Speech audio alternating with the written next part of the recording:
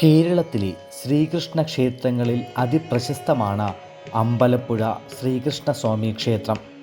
തെക്കൻ ഗുരുവായൂർ എന്നറിയപ്പെടുന്ന ക്ഷേത്രവും ഇതുതന്നെ. ചെമ്പകശ്ശേരി പൂരാടം പെരുന്നാൾ ദേവനാരായണൻ തമ്പുരാനാണ് ക്ഷേത്രം പണികഴിപ്പിച്ചത്. കരിങ്കുളം ക്ഷേത്രത്തിൽ നിന്ന് അമ്പലപ്പുഴയിലേക്ക് വിഗ്രഹം എത്തിക്കാനായിരുന്നു അദ്ദേഹത്തിൻ്റെ തീരുമാനം. അന്ന് ആഘോഷപൂർവ്വം വിഗ്രഹം വഞ്ചിയിലെത്തിച്ചതിൻ്റെ ഓർമ്മ പുതുക്കാനാണ് ചമ്പക്കുളം വള്ളംകളി നടത്തുന്നത്. എല്ലാ വർഷവും മലയാള മാസം മിഥുനമാസത്തിലെ മൂലം നാളിലാണ് ജലോത്സവം നടക്കുന്നത്. അമ്പലപ്പുഴ ക്ഷേത്രത്തിലെ മറ്റൊരു വിശേഷ നിവേദ്യമാണ് അമ്പലപ്പുഴ പാൽപ്പായസം. പാൽപ്പായസം കഴിക്കാൻ ദേവൻ ദിവസവും തിടപ്പള്ളിയിൽ എത്തുമെന്നാണ് വിശ്വാസം. ഇവിടുത്തെ പ്രധാന അനുഷ്ഠാനങ്ങളിലൊന്നാണ് 12 കളഭം. മകരം 1 മുതൽ 12 വരെയാണ് കളഭ മഹോത്സവം നടക്കുന്നത്. ചെമ്പകശ്ശേരി രാജാവാണ് അനുഷ്ഠാനത്തിന് തുടക്കം കുറിച്ചത്.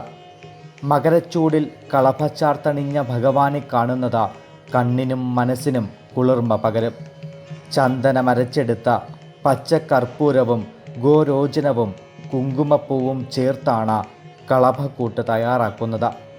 കളഭം ദേവൻ അഭിഷേകം ചെയ്ത നിവേദ്യം സമർപ്പിച്ച ശേഷം അഭിഷേകം ചെയ്ത കളഭം ഭക്തർക്ക് വിതരണം ചെയ്യും. കളഭദർശനം കണ്ടു തൊഴാനായി ദിവസേന നിരവധി ഭക്തരാണ് ക്ഷേത്രത്തിലെത്തുന്നത്. കളഭദർശനം തൊഴുന്ന ഭക്തർ രാത്രിയിലെ വിളക്കെഴുന്നള്ളിപ്പും കാണണമെന്നാണ് വിശ്വാസം.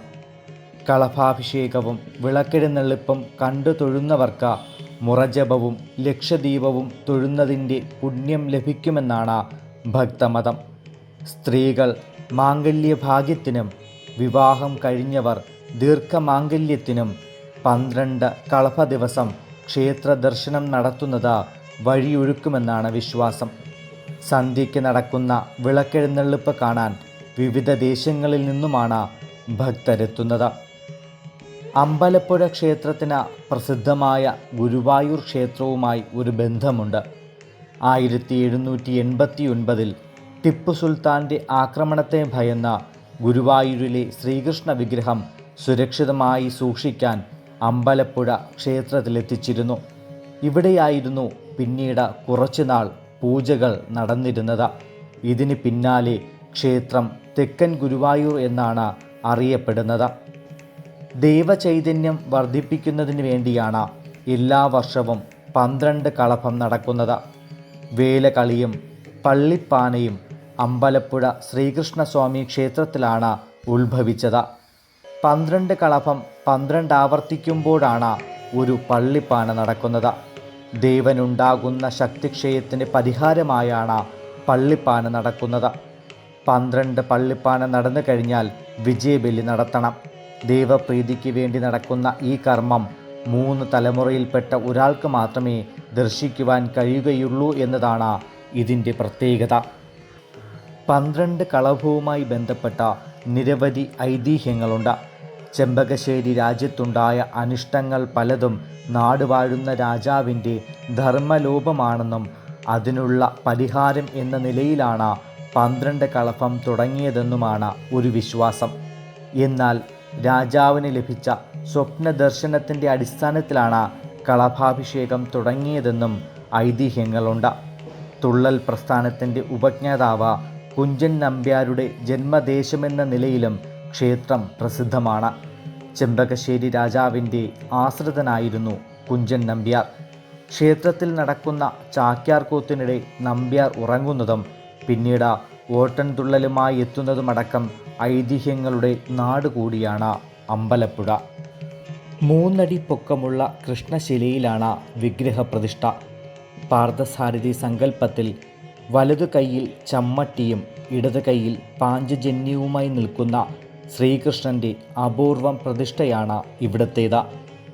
അമ്പലപ്പുഴയിൽ പ്രസിദ്ധമായ ഐതിഹ്യമാണ് നാറാണതഭ്രാന്തൻ നടത്തിയ പ്രതിഷ്ഠ. പ്രതിഷ്ഠാ സമയത്ത് അഷ്ടബന്ധം ഉറയ്ക്കാതെ തന്ത്രിമാർ വിഷമിച്ചു.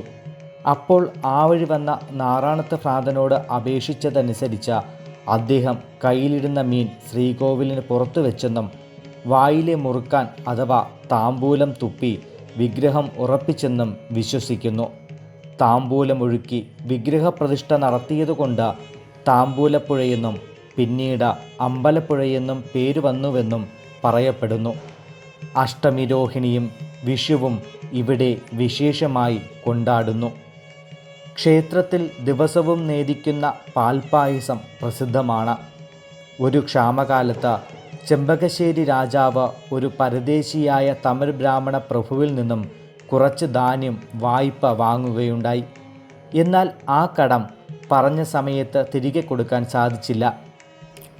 ഒരിക്കൽ ആ ബ്രാഹ്മണൻ ക്ഷേത്രത്തിൻ്റെ കിഴക്കേ നടയിൽ വന്ന തൻ്റെ കുടുമയഴിച്ച് ശപഥം ചെയ്തു.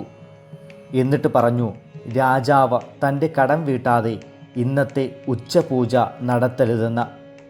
അതു കേട്ട ദുഃഖിതനായ രാജാവ് തൻ്റെ മന്ത്രിയായ മണക്കാട്ടമ്പിളി മേനോനോട് കാര്യം പറയുകയും ചെയ്തു. മേനോൻ്റെ നിർദ്ദേശപ്രകാരം അമ്പലപ്പുഴ ദേശത്തെ സകല കരക്കാരും തങ്ങളുടെ മുഴുവൻ നെല്ലും ക്ഷേത്രത്തിൻ്റെ കിഴക്കേ നടയിൽ കൊണ്ടു ചൊരിഞ്ഞു. മന്ത്രി ബ്രാഹ്മണനോട് ഉച്ചപൂജയ്ക്ക് മുൻപായി ധാന്യമെല്ലാം എടുത്തു മാറ്റുവാനും ആവശ്യപ്പെട്ടു. എന്നാൽ അവിടുത്തെ ഒരു വള്ളക്കാരും ബ്രാഹ്മണനെ സഹായിക്കാൻ കൂട്ടാക്കിയില്ല. ചുരുക്കത്തിൽ ആ ബ്രാഹ്മണൻ ആ നെല്ലെല്ലാം ക്ഷേത്രത്തിലേക്ക് സമർപ്പിച്ചു പറഞ്ഞു, ആ നെല്ലിൻ്റെ വിലയും പലിശയും കൊണ്ട് ഭഗവാന് നിത്യവും ഉച്ചപൂജയ്ക്ക് പാൽപ്പായസം നൽകൂ എന്ന്. അന്നു മുതലാണ് ഇന്ന് നാം കാണുന്ന പാൽപ്പായസം തുടങ്ങിയത്.